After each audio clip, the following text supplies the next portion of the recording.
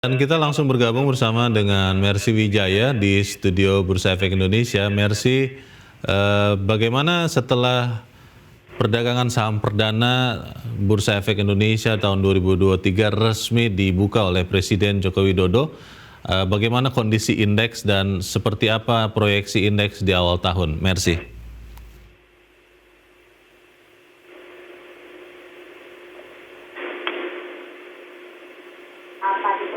Tadi pembukaan perdagangan dibuka oleh Presiden Republik Indonesia Joko Widodo, indeks harga saham gabungan terpantau melemah 0,1% di level 6.850. Dan saat ini pergerakan cukup fluktuatif, saat ini mengalami penguatan sangat tipis 0,02% di level 6.852. Leo dan pemirsa, prediksinya pergerakan indeks harga saham gabungan masih akan cenderung fluktuatif di rentang 6.800 sampai 6.900.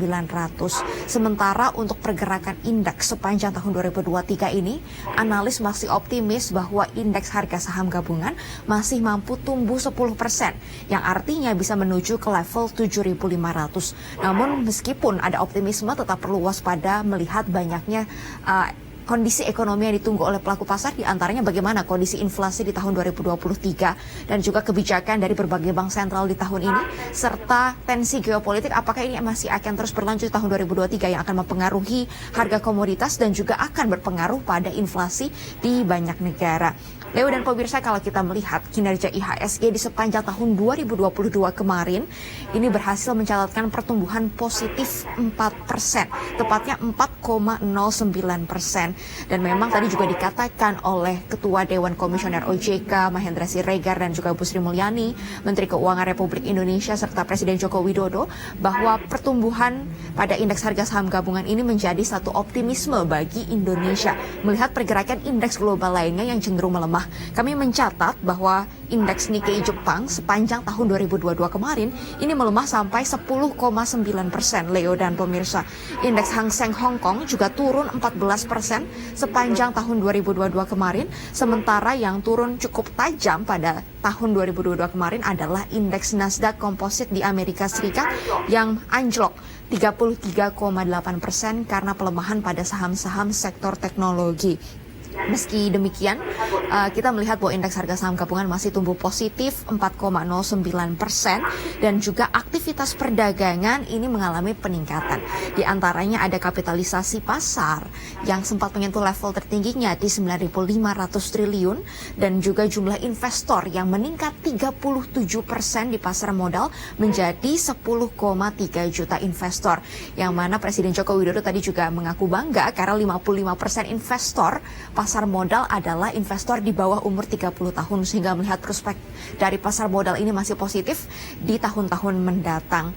Dan juga Leo dan pemirsa, kalau kita lihat memang pergerakan indeks harga saham gabungan pada bulan Januari ini masih akan menunggu beberapa hal, di antaranya adalah laporan keuangan perusahaan-perusahaan di sepanjang tahun 2022 kemarin. Laporan keuangan ini akan ditunggu untuk melihat bagaimana kondisi keuangan dan juga kesehatan perusahaan di tengah pergerakan ekonomi global yang tidak menentu dan masih banyak ketidakpastian.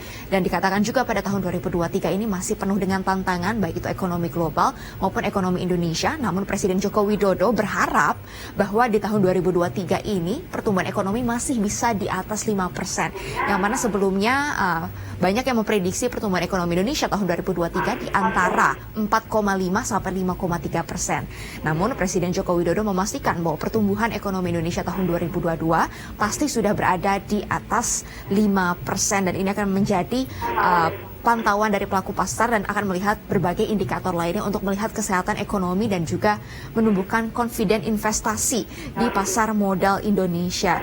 Dan juga salah satu yang menjadi perhatian dari Menteri Keuangan Sri Mulyani, Leo dan pemirsa, adalah bagaimana membangun integritas, kredibilitas dan juga akuntabilitas di pasar modal sehingga investor, terutama investor pemula dan juga investor yang muda, ini tetap percaya untuk berinvestasi di Indonesia, di pasar modal Indonesia, dibandingkan dengan pasar modal di luar negeri. Dan untuk range pergerakan indeks sendiri, Leo, hari ini prediksinya masih akan cukup fluktuatif antara 6.800 sampai 6.900, dan untuk target di tahun 2023 ini bisa menuju ke level 7.500 meskipun masih akan banyak tekanan di semester 1 tahun 2022 dan baru akan menguat di semester kedua tahun 2023 setelah The Fed memberikan kepastian apakah akan mulai menurunkan posisi suku bunga acuannya. Leo, Melihat apa yang terjadi di awal perdagangan saham di awal tahun ini, Mercy, apakah optimisme tadi sudah Anda katakan indeks diperkirakan banyak analis bisa naik 10% sepanjang tahun ini di 7.500. Apakah optimisme itu juga akan terjadi pada pasar valuta, nilai tukar rupiah? Karena kita sama-sama tahu, tadi Anda juga laporkan, Bank Sentral Amerika diperkirakan masih akan menaikkan suku bunganya tahun ini. Bagaimana proyeksi nilai tukar rupiah mungkin di awal tahun atau sepanjang tahun ini, Mercy? ya Leo dan pemirsa, sama sentimennya seperti di pasar saham, masih akan cukup banyak tekanan di semester pertama tahun 2023 karena The Fed diperkirakan masih akan menaikkan suku bunga sehingga menekan mayoritas mata uang utama dunia termasuk nilai tukar rupiah, dan rebound atau penguatan baru mulai akan terjadi di semester kedua tahun 2023 setelah ada kepastian suku bunga The Fed apakah akan mulai diturunkan dari posisinya yang tinggi saat ini. Sementara untuk pergerakan nilai tukar rupiah, Leo dan pemirsa, hari ini terpantau nilai tukar rupiah menguat 0,47% mengawali perdagangan tahun 2023 di posisi 15.499 rupiah per dolar Amerika Serikat. Sementara posisi dolar indeks atau dolar Amerika Serikat terhadap mata uang utama dunia ini mengalami pelemahan tipis 0,03% di level 103. Dan kami juga memantau sejumlah harga komoditas lainnya di awal tahun ini. Harga emas COMEX Gold ini menguat tipis 0,01% seharga 1.826 dolar Amerika Serikat per troy ounce. Sementara harga emas antam dalam negeri stabil di Rp1.026.000 per gramnya.